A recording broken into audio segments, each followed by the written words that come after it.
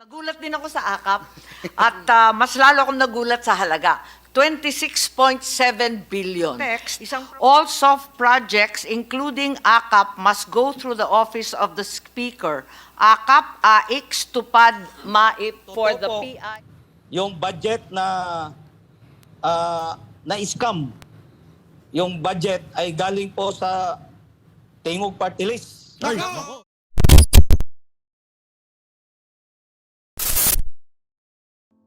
Mainit na balita.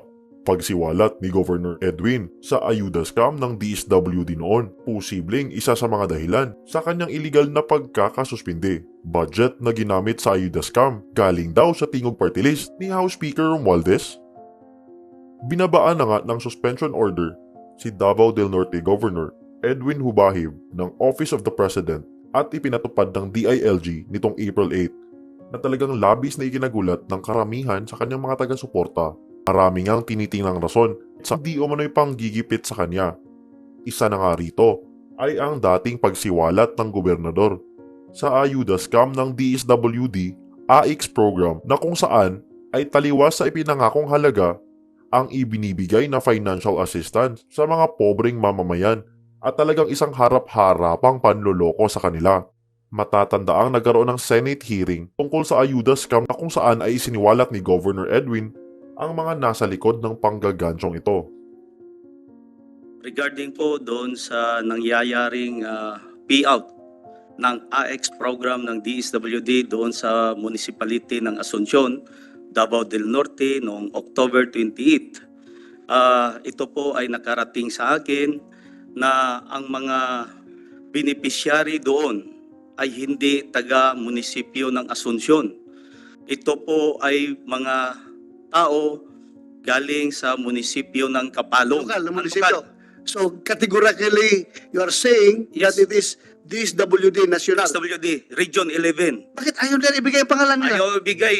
Tapos, Mr. Chair, dumating pa si Attorney Vanessa Gokong, ang ating Regional Director ng DSWD. May video po ako, Mr. Chair. Nandoon siya, nirescue niya yung mga tauhan niya. So, doon pa man, Mr. Chair, masabi ko na illegal po yung distribution kasi kung legal yon, pinagpatuloy sana yung pag-distribute sa pera. Well, yung nangyaring distribution, Mr. Chair, to be clear, ako ang gobernador ng Davao del Norte, nandito po ang mayor ng Kapalong, beneficiary niya doon, constituents niya, wala pong nangyaring sunog, walang nangyaring baha, in short, walang nangyaring calamity. Kami. At Nabiktima po kami ng educational assistance na 10,000 na tatanggap namin.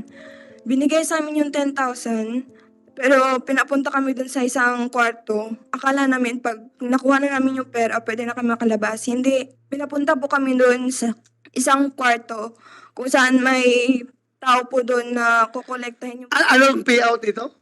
Payout ng educational assistance? assistance po. Magkano ang pinirmahan nyo? 10,000 po. 10,000. Yun nga po. Kung sabi mo, pinapasok kayo sa kabilang room, kinuha yung Pera po na 9,000. 9,000? 1,000 lang po yung binigay. 1,000 binigay sa iyo. Opo. Ngayon nga ay muli na namang naiuugnay ang sinasabing financial assistance scam dahil nga sa ginawang pagsuspindi kay Governor Edwin.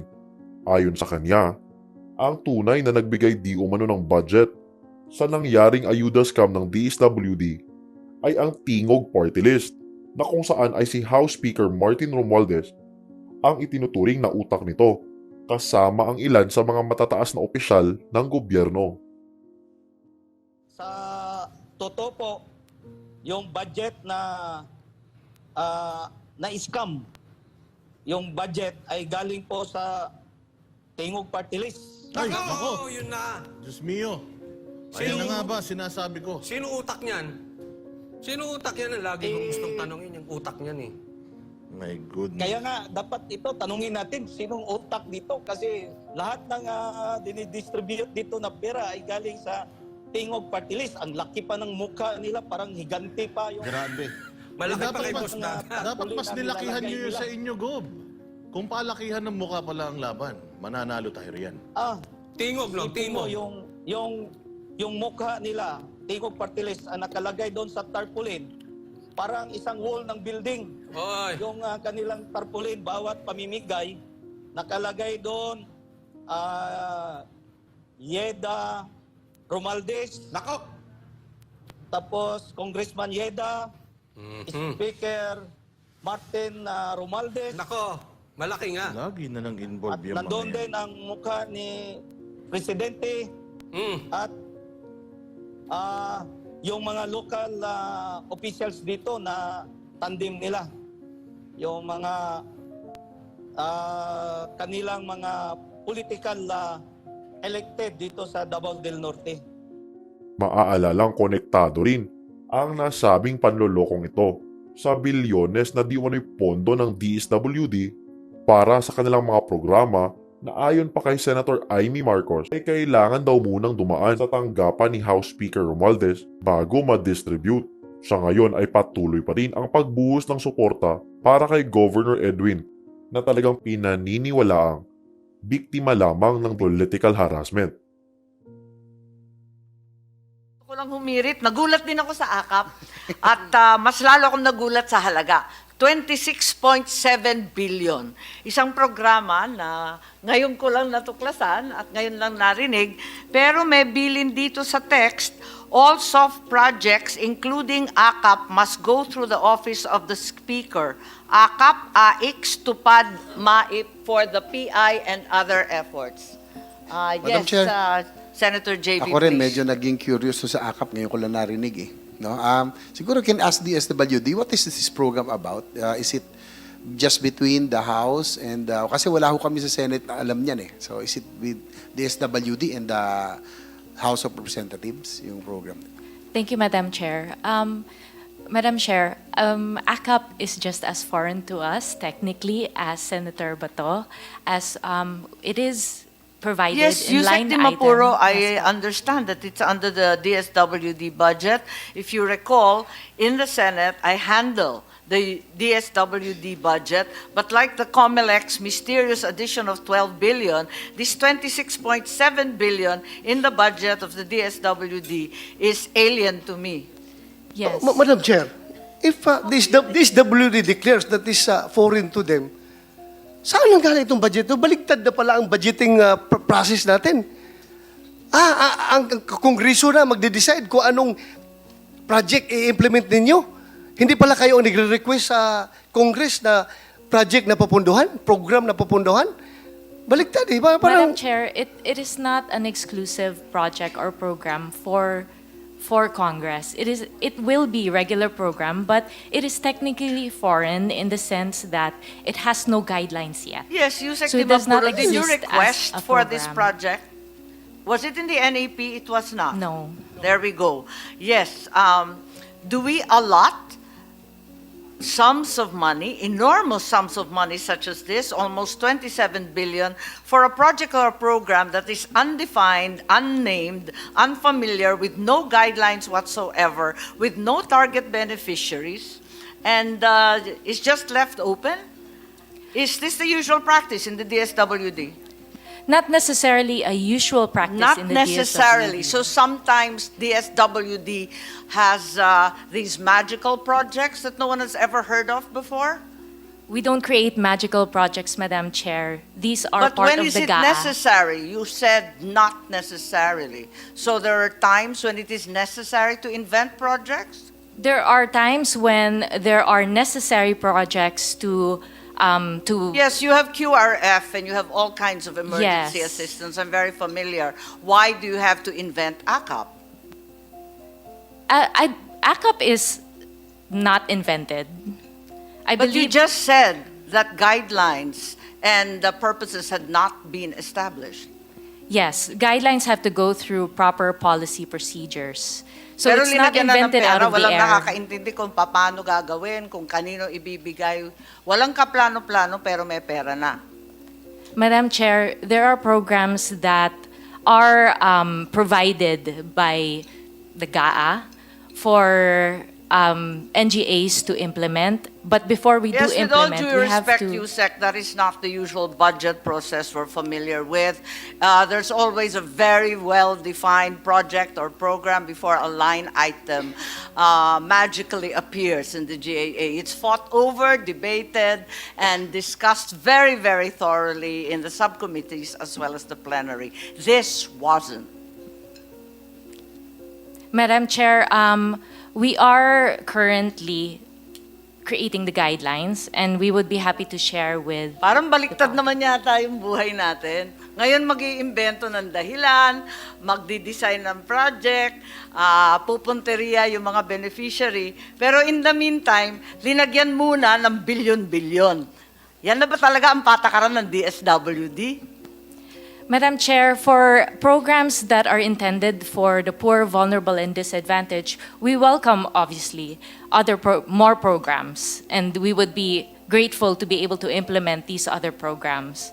I'm familiar with your mandate, but nothing in your mandate indicates that you should be inventing projects and that you are exempt from usual budgetary study and procedure. I'm sorry. Madam Chair, kaya siguro nagkaganon dahil hindi talaga sa kanila yung programa na yan. Gagawa lang sila ngayon. Oo, hindi talaga sa kanila. With due respect lang, in fairness to Yusek Di Maporo, bago nga yan sa kanya. Sabi nga niya, foreign eh. Hindi niya alam. So, huwag ka mag-alala. We are not faulting you for that. Kaya we are just investigating dahil the usual mangyari is meron ng bahay yung pondo, like AX.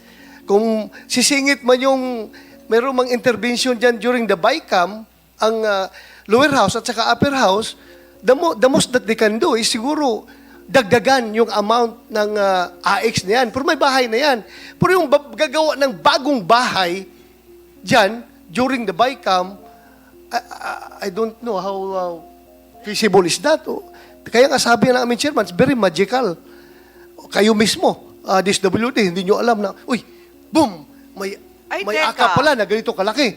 Bato, may nabasa lang ako bigla, o naalala ko lang bigla. Sabi ni Yusek Di Maporo, hindi kita inaaway wag mo ipagtanggol yung akap pag hindi mo alam. Kasi lahat kami hindi alam. Kahit sinasabi ng DSWD, wala silang alam tungkol sa guidelines, foreign itong project, at linagay lang dyan, nasa press release na yung AKAP will provide 5,000 cash payment to 12 million poor households. Are you aware of that? Yeah, I've read those press releases, But isn't Madam this a mere Chair. duplication of so many programs already initiated by previous administrations, the 4Ps and then the AIX, the never-ending Ayuda, SAP1, SAP2, walang katapusan to. So this is hardly a guideline. Pero ang liwanag na, nangako na ng 5,000 sa Madam Chair, 12 million households. Baka hindi mo alam. Madam Chair, I cannot confirm whether those are the numbers that are decided on, as we don't have any guidelines yet. Pamaskong handog to lumabas sa PNA December 27. Well, for our Christmas programs, or we don't have AKAP in or any of our Christmas programs, I can say that definitively.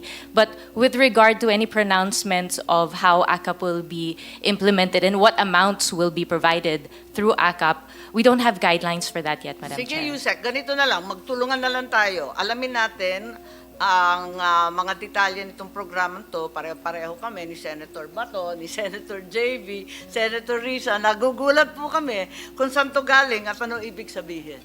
Yes po, Madam Chair. And I'd also like to say that we are very open to many innovations and new programs in DSWD.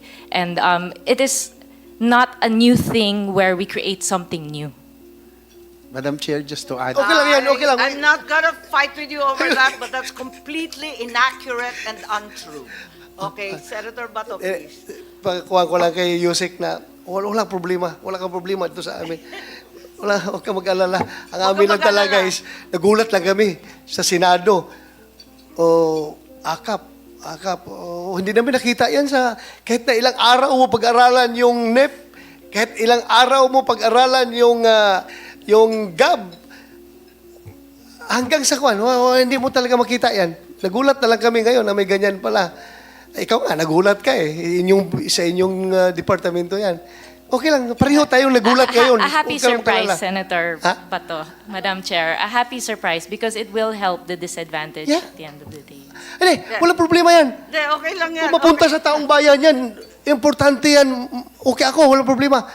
Yung nga lang, siguruhin ninyo ha, dahil ang PNP ngayon, nagbabantay na pag mag-release kayo, na babawasan na naman yung pera, ang 10,000, ibigay sa tao, tapos ibalik yung, bawiin yung 9,000, 1,000 lang maiwan doon sa tao. You hear that during our hearings, di ba? Yes, Madam Oh, Chair, kaya we bantayan are ninyo happy talaga for the yan. support of PNP to help Yeah. us in those payment areas. Oh, Off-site payment areas po siya. thank you. Madam Chair, dagdagan ko Madam na lang. Chair. Dagdagan ko na lang yung, Senator JV, yung pagka-surprise hindi kita inaaway, natin. mahal ko yung pamilya mo. Ang course. problema, wag mo ipagtatanggol yung hindi mo kaya ipagtanggol. Ayan, Senator Madam Chair, JV, dagdagan ko na please. lang siguro yung surprise na ito. According to infos, our appropriations chair of House, Saldico, said that 60 billion for the AKA program under the 2024 budget with 26.7 already lodged under DSWD. So 60 billion pa lang allocated dyan. So 26 billion pa lang nasa DSWD. Madam Chair. Yes, Senator Risa, was that Attorney Diokno raising his hand? Parang nauna po kayo.